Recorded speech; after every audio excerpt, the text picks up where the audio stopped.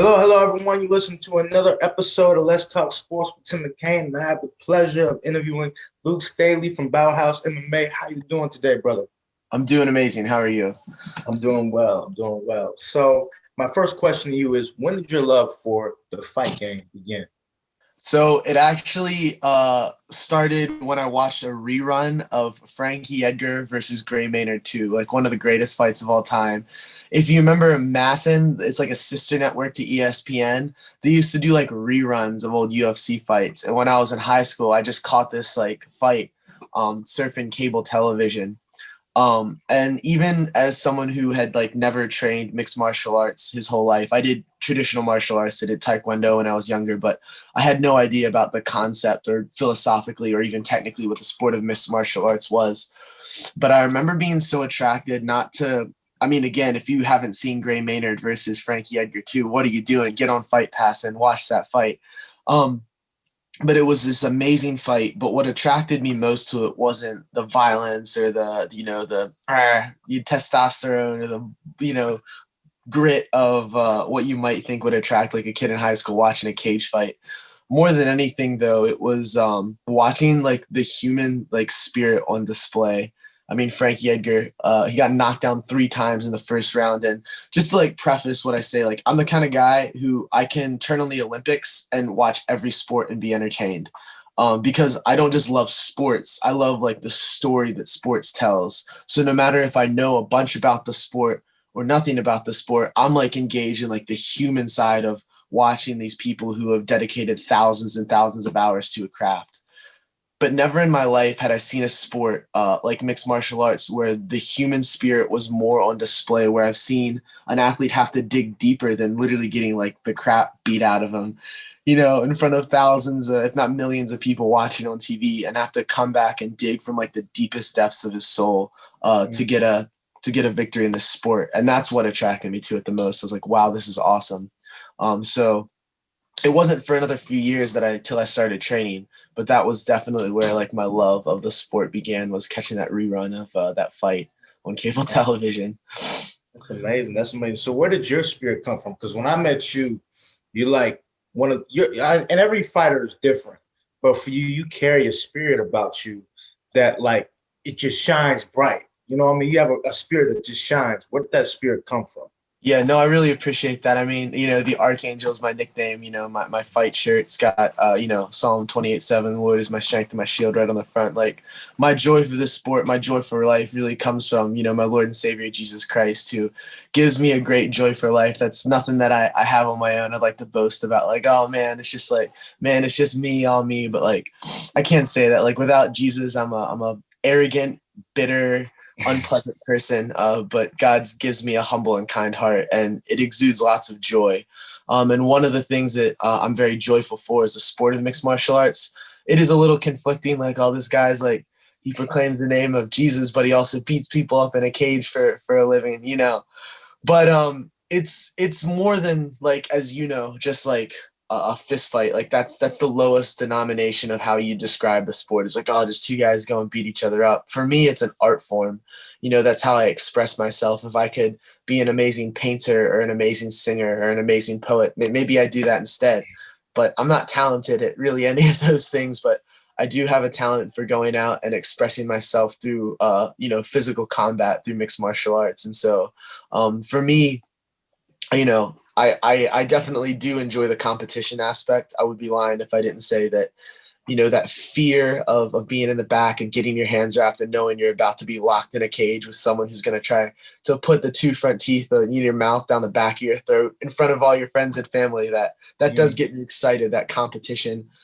But a huge part of it for me as well is the expression. Like I love going out there and like hearing the crowd, and doing fancy moves. If you've watched my highlights, I'm spinning, I'm jumping, I'm throwing a bunch of unorthodox techniques out there because I love to be able to express my personality in the cage. You can definitely, I mean, if you cover this sport, you've gotten to know, I imagine, some of these fighters like decently well.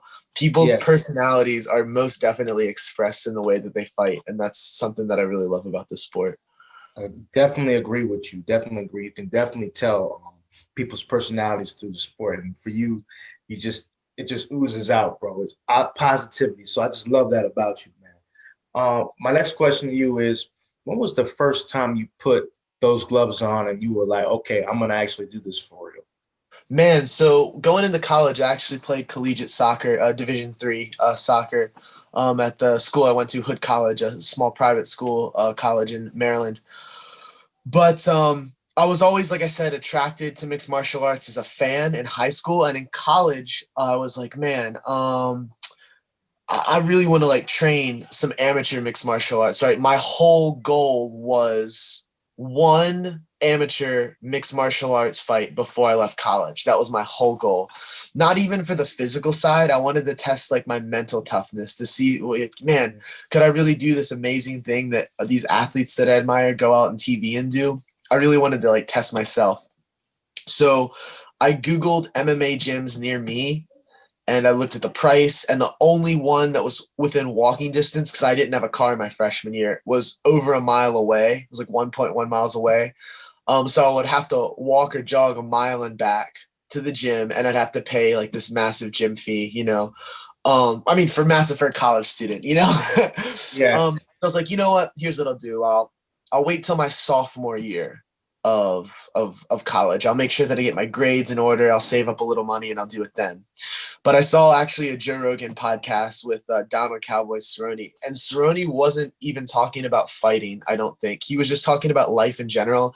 And he said something to the effect of, and this isn't like a direct quote, but the sentiment of it was like, life doesn't wait on you to get living. Like you got to go out and get it. And so I was like, you know what? If I come up with an excuse now, I'll come up with an excuse every year. So I was like, you know what? I'm not going to wait till my sophomore year. I went literally that day. I walked a mile to the gym, did my trial class. I couldn't afford it at the time. So I went around to grocery stores and asked grocery stores for jobs until one of them gave me a job. So I worked for minimum wage while going to college full time, while playing collegiate soccer. Spend all the money that I'd make from my minimum wage job at the end of the month to pay my gym fees, walking a mile and back each way. And I really just fell in love with the sport, you know, like no other sport I'd ever fell in love with. And you know, it's funny, like to digress a little bit, when people are like, oh man, like I don't have the money or the time to train. And these people had like way more money and time than I did when I started training. It's just about how bad you want it. But anyways, so I said my goal was one amateur mixed martial arts fight before college. And I had 7 amateur and 1 professional mixed martial arts contests before college. So, you know, the rest was sort of history. I wound up fighting 8 times when I only really set out to fight once. But the first time I ever decided to like pursue that journey was watching that Donald Cowboy Cerrone podcast, where Cowboy was like, hey man, if you want something in life, you got to go out and get it. You know, life ain't waiting on you to get living. And it's actually funny that actually came full circle last year in December of 2019. I got to fight on Donald Cowboy Cerrone's Prospect Series. He runs an amateur series where he takes regional prospects and lets them fight in front of him in what's called Cowboy Fight Series. So I got invited onto that show. I won via first round guillotine, and I got to shake Cowboy's hand in the cage and tell him that his podcast was the reason I decided to go into mixed martial arts. I mean, how amazing is that? Like, how many young fighters get to tell their idol face to face after getting to fight in front of them that they were the reason that he inspired me to go into mixed martial arts. So that's sort of where it started, and kind of a cool story of it coming full circle. That is amazing. How did he respond to that when you told him that? He said, he was like, hey man, thank you very much. That means a lot to me. And he spoke to the whole group as a whole, in like an interview at the intermission of the Cowboy Fight Series, I think. But I think it's really genuine. I mean, Cerrone, you know, that guy's not hurting for money. That guy's got over $1 million in just bonuses alone, right? But he created the Cowboy Fight Series promotion. Shout out to Cowboy Cerrone and Brian Hamper, who run Cowboy Fight Series. He created that promotion to give amateurs a platform to some bigger exposure. And Cowboy Fight Series veterans are going on to do cool things in their pro careers. So I think Cerrone really meant it when he said that, you know, fighters coming up to him and telling him that they're the reason he got started means a lot. So that was so cool to have that mutual respect reciprocated face to face. It was just an awesome experience. That's amazing. That's amazing. So transitioning from soccer to now? I know you played soccer probably your whole 4 years at Hood College, but what did your friends, teammates, and family members think of you going from playing soccer to also transitioning to mixed martial arts? My friends thought it was the coolest thing. I only wound up playing 2 years of collegiate soccer, and I played 1 year of some low-level semi-professional soccer as well. Okay. But I transferred full-time into mixed martial arts around my junior year because I decided that's what I wanted to really put my 100% into. My friends thought it was like the coolest thing in the world. My family was like, dude, you're crazy. What are you doing? I mean, my ears certainly didn't look like this when I went into college. So coming out, they looked a little different. My mom and my dad are always a little nervous every time I fight, but they're supportive of it. And my friends, well, they're just used to it now. They're like, yeah, Luke's the crazy guy who locks himself in a cage with trained killers for fun. Wow, that's amazing. Okay, okay. So you were undefeated as an amateur. What are some of the things that you use as an amateur that you can gain as a professional? I actually was not undefeated as an amateur. You were not. Okay. No, but I'm proud to say that I wasn't. I actually lost my first two amateur fights. But yeah, no, I'll answer the question. What did I gain from my amateur career? I'm happy in retrospect that I wasn't undefeated in my amateur career because losing my first two amateur fights, I thought I was just gonna quit. I was like, you know what? I'm done with this sport. I'm not cut out for it. It's discouraging to go out and, get embarrassed like that. You lose a soccer game, it's whatever, but you lose a fight, like, all your friends and family are there watching. You got a whole bunch of people back at college who, spent their, few college dollars for that $30, online pay-per-view stream or whatever, and you get your butt beat. And I was like, man, I'm really, not cut out for this. And I was like, I had to sit down and have a moment with myself for a while and say, do I really want this? Do I really want to commit to getting better? Or did I just want to, be a fighter for the Instagram pictures and to say I did it once or twice? And I was like, no, I really want to be about this journey. So after some time off, I came back and I wound up winning I went 3-1 in my last four amateur fights. After moving camps, finished my amateur career fighting for Cowboy Fight Series and Cagezilla, two of the top amateur promotions in Virginia. Both of those have put a bunch of professionals. I know Cagezilla's put like 9 guys in the UFC.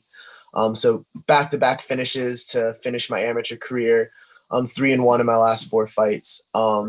And so what I learned from my amateur career was like perseverance, to repeat a trope. Like, it's not about how you start, it's how you finish. Like, it seems generic, but like, it's so true. So many guys, you go in Tapology and look at your record, and there's literally like hundreds of guys who are like 0-1, 0-1, 0-1, 0-1. They just fought one time, lost, and like, I'm out of here. I thought I wanted to be a fighter, but I didn't really. But I lost my first 2, and I was like, I was tempted to quit. But I had to sit down and like question, like, do I really want to commit myself to this sport?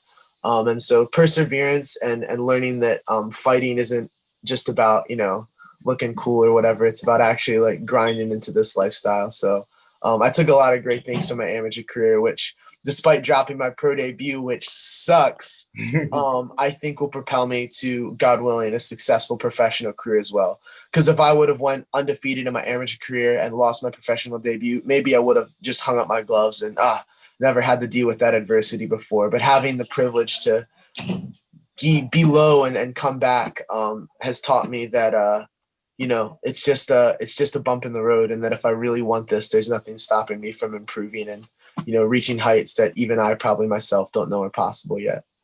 Yes, sir. Yes, sir. So a fighter once told me, and I interviewed a fighter. He talked about how like sometimes fighters can literally quit within the ring, within the octagon, and they can just take just one punch within a split second.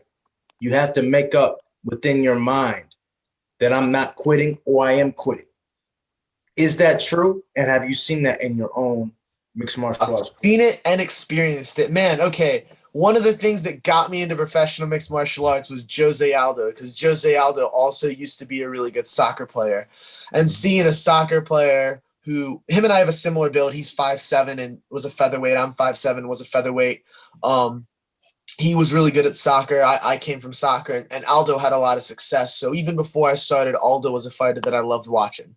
Jose Aldo's fight with Ricardo Lamas, he broke his foot in the first round and finished the 5-round fight and came out victorious. And I remember watching that fight and hearing about it later that he broke his foot in the first round of the fight and finished the fight and won. I was like, wow, dude, I could never be that tough. Like, that guy's a different level, a different animal.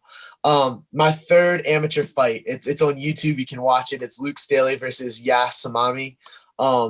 The first round of that fight, I freaking broke my foot. It was an inside low kick. I went for his thigh. I kicked his knee like full force, and you can literally hear it like crack, like as the kick lands.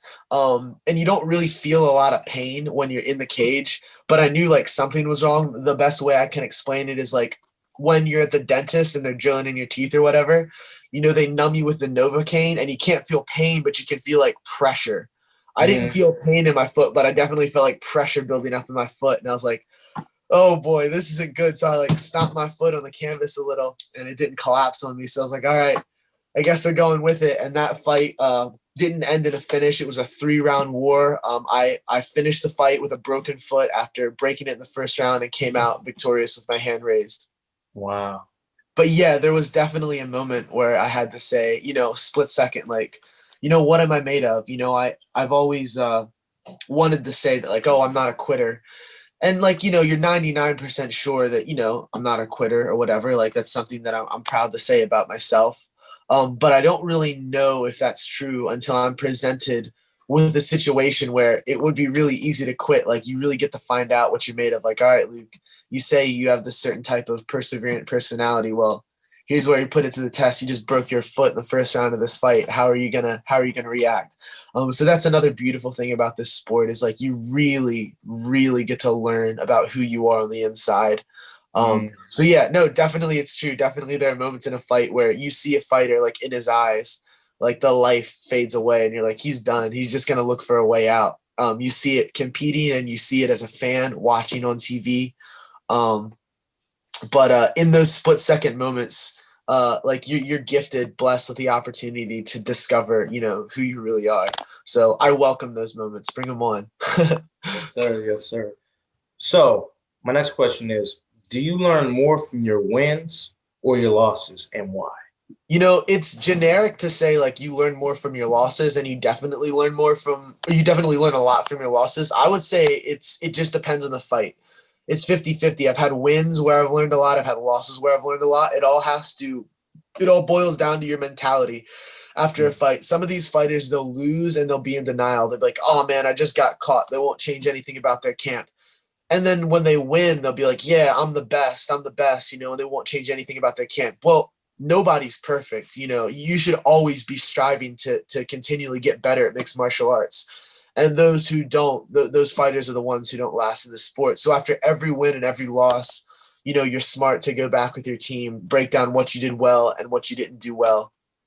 You know, what's the quote? You're never as good as they say you are after a win, and you're never as bad as they say you are after a loss, right? There's always something to take from a fight, and it boils down to your personal mindset of how you choose to analyze and admit where you went wrong, and even admit if you're like, you know, super humble and are too obsessed with like, I have to get better, I have to get better, I have to get better. There are things you want to take that you did right from the fight. Otherwise, you're not going to be able to, you know, add the things that work to your toolbox. So although it might be easier to say like, yeah, you learn more from your losses, which you definitely learn a lot. I'd say it's like 50-50. If you're a smart mixed martial artist and you have a good tacticianal mind for the sport, you'll learn as much from each fight as you will, whether it's a win or a loss.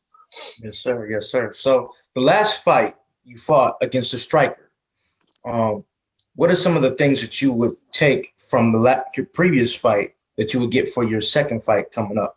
I wouldn't underestimate his grappling. I literally had no respect for his grappling. And I was like, you know, in the back, I was like, you know, he's got a glory kickboxing contract. I mean, he's a good kickboxer, James Brown is. But But I was like, yeah, if I get knocked out, it's whatever. But like, I'm not getting submitted. There's like no way he's gonna submit me. You know, I mean, if you look at my jiu-jitsu pedigree, I've got some big wins over some really good grapplers. You know, and I was like, okay, well, I'll strike with him and that'll be whatever. But like as soon as it goes to the ground, there's like no way he's touching me. And in the fight, I felt like I was doing very well with the exchanges on the feet.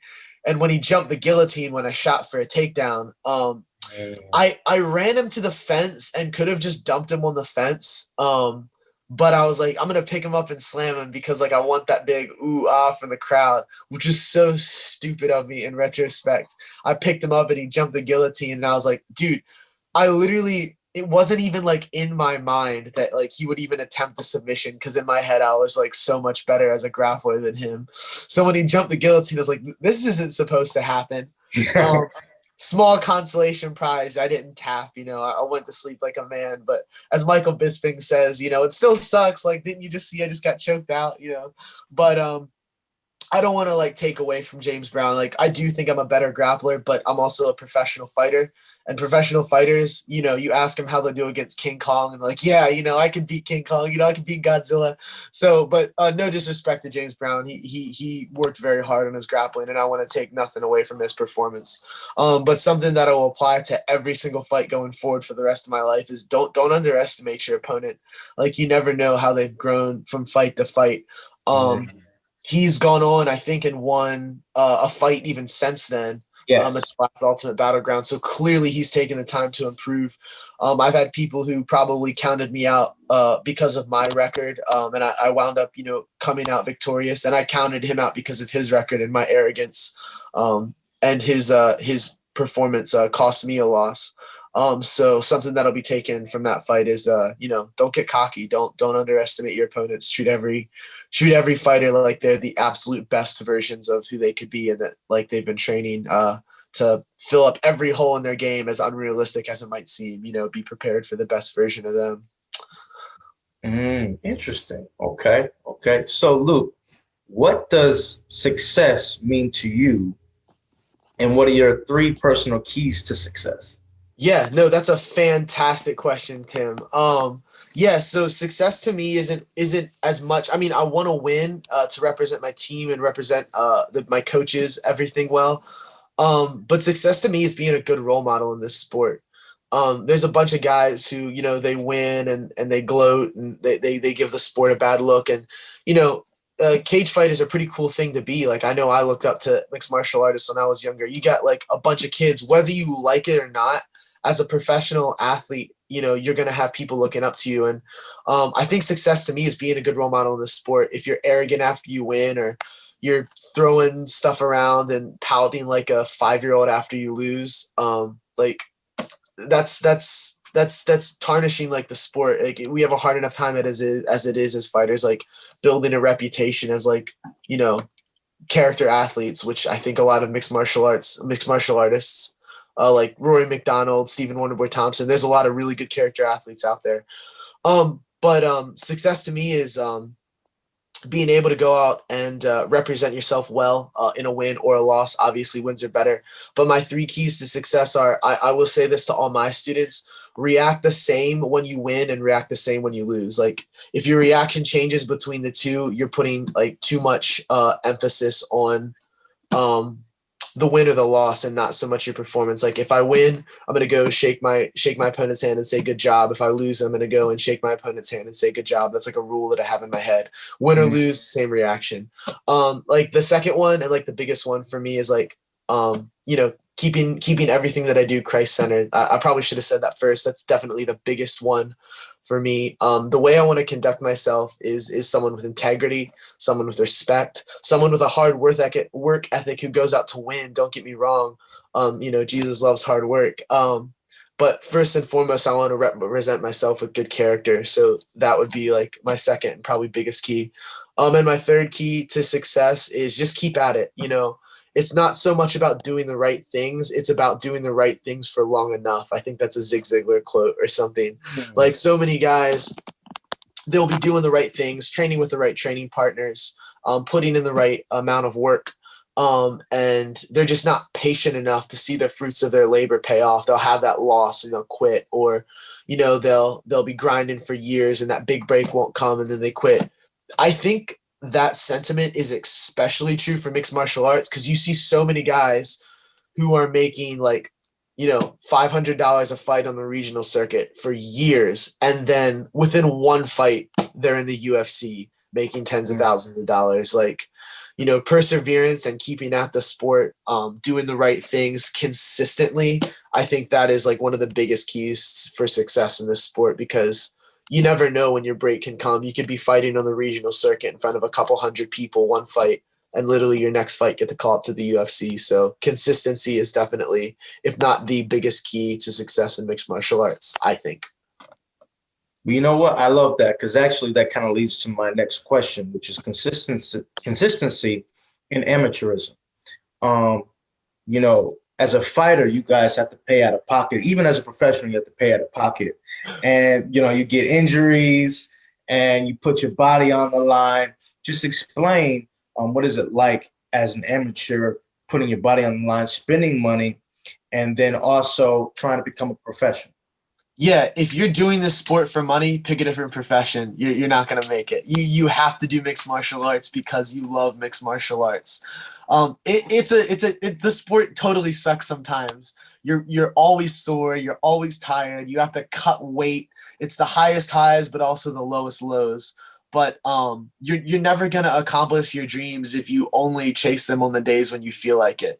And that's what so many people do. They're not willing to suffer through the hard days to enjoy the days of success. Truthfully, you'll probably have more days that suck than days that are good. For every one amazing day, you're going to have 9 days of just grinding when you're so tired and so sore and you don't want to go to training and you don't want to diet and you don't want to cut weight. But you have to want it bad enough where those days of victory make all the days of sacrifice worth it. So, not like a super complicated answer, but definitely the truest one is you can't fight for the sport if you don't love it. You can't do mixed martial arts if you're trying to make a bunch of money. I mean, you could, but if you become successful in the sport, it's a result of you loving this sport. No one set out to the sport not wanting to do it, not wanting to put in the hard work and risen to the top. I guarantee you that every single fighter who's at the top of mixed martial arts today started out on this journey because they absolutely love the sport that we do. And no fighter who walked into a gym and said, I just want to do it for fame and money. None of them made it to the top, I guarantee it. And some of them, I'm sure, probably use that to motivate them along the way. But there's a lot of other things that you can do that are a lot easier than getting punched in the face if you want to make money. Yes, sir. Yes, sir. Well, thank you very much, Luke. Where can they find you on social media, and when do you want to fight again?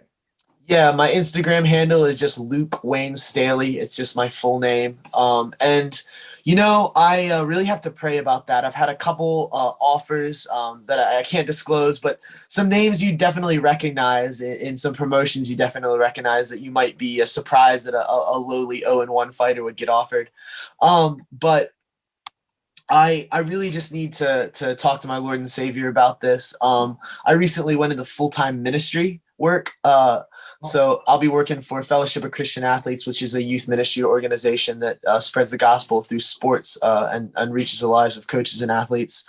And I just do as the Lord leads as best I can. So God has been super faithful in opening up opportunities for me to fight if it's his desire. So I'm in the gym. I'm training. I'm competing at very high level jiu-jitsu competitions. I'm with my team, getting stronger, when I can, when I'm not injured. I've had a couple of unfortunate injuries recently. But really, I just have to wait on the green light from God. And then once I get that opportunity to fight again, if it comes, I want to. I'm ready. I just need to make sure that it's appropriate with the plans that he has set aside for me at the moment. Absolutely. I agree. I cannot wait to see you in the octagon again, brother. Thank you, man. I really appreciate the time. Thank you for the interview, this exposure for up-and-coming mixed martial artists. Always super helpful. And not a lot of great journalists in mixed martial arts because it's a new sport. So I really appreciate guys like you giving the sport exposure. Thank you, brother. I appreciate it, man.